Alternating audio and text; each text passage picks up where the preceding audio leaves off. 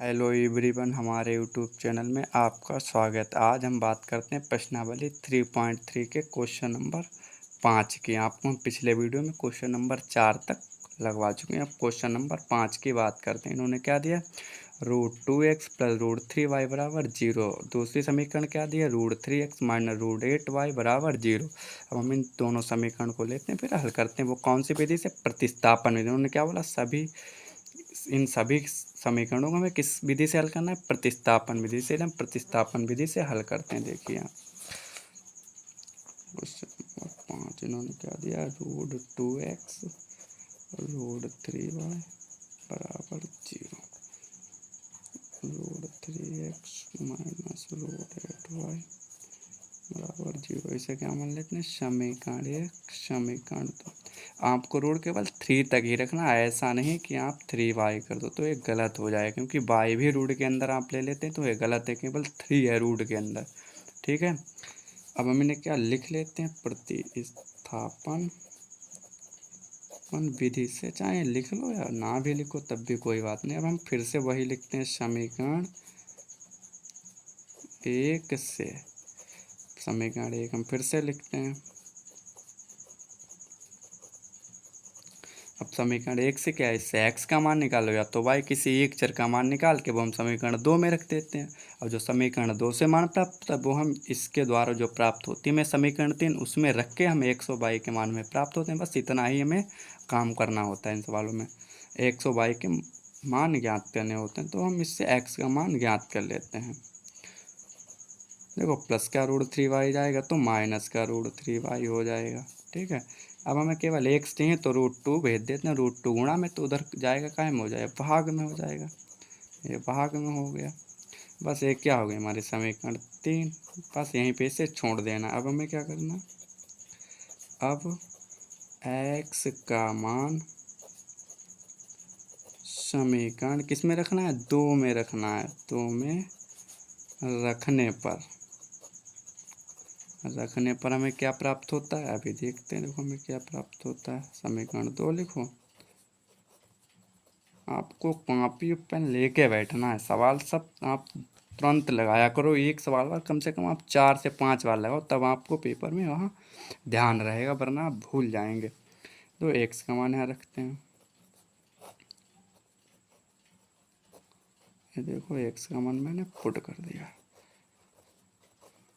अभी तो देखो, अब क्या है, √3 की इसके अंदर मल्टीप्लाई कराते हैं। तो √3 जैसे √3 और गुणा √3 और क्या हो जाएगा, 3 आएगा, क्योंकि स्क्वायर से रूट ये क्या हो जाएगा, 2 हो जाएगा। तो स्क्वायर से रूट चला जाएगा तो 3 आए, क्योंकि रूट कितना होता है, 1/2 और गुणा में 2, तो 2 से 2 कट जाएगा तो क्या केवल 3 बचेगा। तो √3 कितना आ जाएगा, 3 2 माइनस का, ठीक है। अब देखो 2 इधर है, 2 से इसमें गुणा करा नहीं, फिर इधर भेज देंगे तो ये क्या हो जाएगा, √16। नीचे भी √2, तो इसलिए भिन्न, अब जब भिन्न हल हो जाएगा तो √2 हम उधर भेज सकते हैं।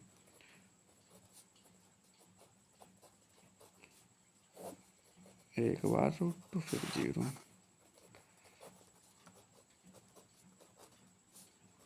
और इधर √0 गुणा √2, तो ये क्या हो जाएगा, देखो 16 का रूट क्या होता है, √16 का 4 आता है वर्ग।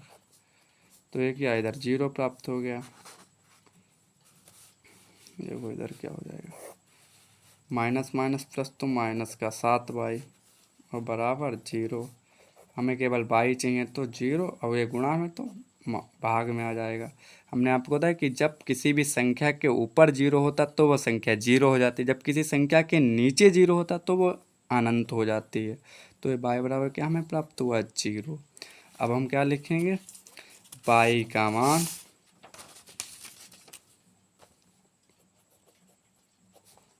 y बराबर 0 समीकरण किस में रखेंगे, 3 में। 3 में रखने पर अब समीकरण 3 क्या है, यही तो है। तो y का मान मुझे कितना रखना है, 0। जीरो रख दिया। अब इसकी गुणा किसी भी संख्या में जीरो से गुणा हम जब करवाते हैं तो वो कितनी हो जाती है, जीरो हो जाती है। किसी भी संख्या में अगर हम जीरो से गुणा करवा दें तो वह संख्या हमेशा जीरो हो जाती है। अतः फिर से वही हिंदी लिख देते हैं एक लाइन की। अतः दिए गए रैखिक समीकरण युग्म का हल है। हल क्या, x बराबर जीरो और y बराबर भी हमें जीरो प्राप्त हो। अब हम बात करते हैं क्वेश्चन नंबर 6 की। क्वेश्चन नंबर 6 उन्होंने क्या दिया, 3x माइनस 2 माइनस 5y3 बराबर -2 xy3 प्लस y2 बराबर 13/6 लिखते हैं। 3x अपान 2 माइनस 5y अपान 3 बराबर -2 दिया है। तो इसको पहले हल कर लेते हैं थोड़ा, तो इसे हल कर सकें ए भिन्न को हल कर सकते हो। इसकी गुणा इसके साथ करा दो, इसकी इसके साथ और इसकी इसके साथ। हमें क्रॉस इस तरीके से ना मल्टीप्लाई करने, इसकी इसके साथ मतलब 3x तो क्या हो गया 9x और 2 की 5 और 10y हो गया। अब इसकी तो 3 दूनी 6। अब क्या हम 6 उधर भेजते, भाग में तो कहाँ जाएंगे, गुणा में, -2 गुणा 6 तो कितना हो गया 12। इसे मान लेते हैं समीकरण 1, इसे मान लेते हैं समीकरण 1। अब समीकरण दूसरी भी प्राप्त करते हैं। यदि हमें इस तरीके की हमें यदि हम इस फॉर्म में इसे बनाते, इस तरीके की इसको बनाते हैं तो इस तरीके कैसे, इसकी गुणा इसकी तो 2x 3 दूनी 6। अब क्या 6 से 6 कट जाएंगे तो हमें प्राप्त होगा 2x 3y बराबर 13। ये हो गई समीकरण 2। हम फिर वही पुराना काम करते हैं, क्या करेंगे, समीकरण 1 से क्या लिखेंगे, समीकरण 1 से। समीकरण 1 हमारी क्या है यहाँ, 9x माइनस 10y बराबर -12 समीकरण 1 है। तो इससे हम x का मान प्राप्त कर लें या y का, तो x का मान ही प्राप्त करते हैं। -12 माइनस का उधर हो जाएगा +10y। हमें केवल x चाहिए तो 9 भी उधर भेज देते हैं, तो ये गुणा में भाग में जाएगा। इसी को समीकरण 3 मान लेते हैं हम, ठीक है। अब हम क्या करते हैं, अब x का मान समीकरण किस में रखेंगे, 2 में रखने पर, 2 में रखने पर 2 क्या है हमारे समीकरण, आप इसमें देख सकते हैं 2 है हमारी, 2 है 2x 3y बराबर 13। अब x का मान यहाँ रखते हैं,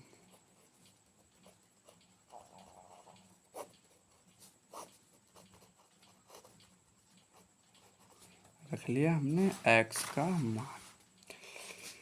देखो एक कटेगा तो है नहीं, तो 2 की इसके अंदर गुणा करा दे। देखो इसके साथ भी होगी और इसके भी साथ होगी, तो 12 दूनी 24, 10 दूनी 20, 9। अब हमें 9 ये गायब करें, 9 तो ऐसे गायब हो नहीं जाएंगे, उधर तो हम ऐसे इन्हें भेज नहीं सकते। तो ये पूरा इतना पद पूरा भेजें तो हम क्या 9 की इसमें गुणा करा देंगे तो ये भिन्न मेरी हल हो जाएगी। तो ये क्या लिखते हैं 24 9 3 27y। अब क्या इनके नीचे एक बार 9 लिख सकते हैं, अब ये 9 उधर भेज सकते हैं।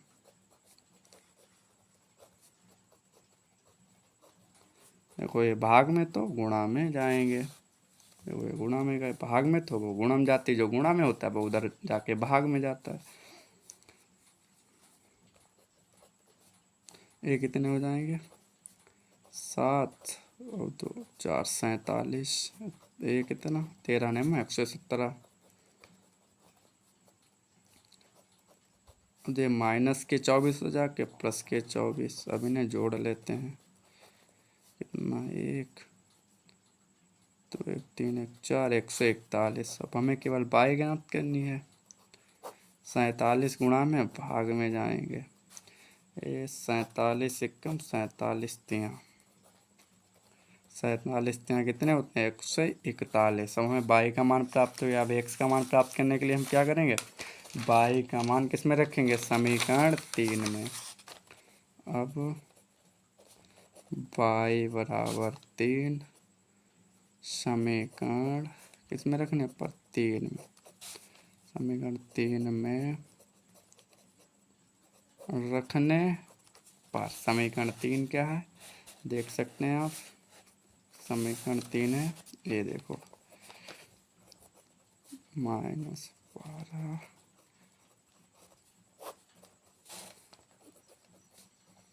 अब हमें पाई की जगह कितना रखना है? 3 रखना है। अब हम इनकी देखो, इनके बीच में क्या है? गुणा, तो गुणा करवा लेते हैं। तो कितना हो जाएगा? 30। अब देखो माइनस प्लस क्या होता है? माइनस तो घट जाएंगे, तो 18 12 30 होते, तो 18 वो भी प्लस के प्राप्त होंगे। प्लस का चिन्ह बड़ा है। 9 1 कम 9 दूनी, 1 बराबर 2। अब हम वही फिर से हिंदी लिख लेते हैं। अतः दिए गए, ये तो आपको सब सवालों के नीचे लिखना आता। दिए गए रैखिक समीकरण युग्म का हल है। हल क्या है? एक्स बराबर हमें 2 प्राप्त हुआ, और हमें y बराबर कितना प्राप्त हुआ था? y बराबर हमें 3 प्राप्त हुआ था। y बराबर हमें 3 प्राप्त हुआ था। Thanks for watching. Please like share and subscribe.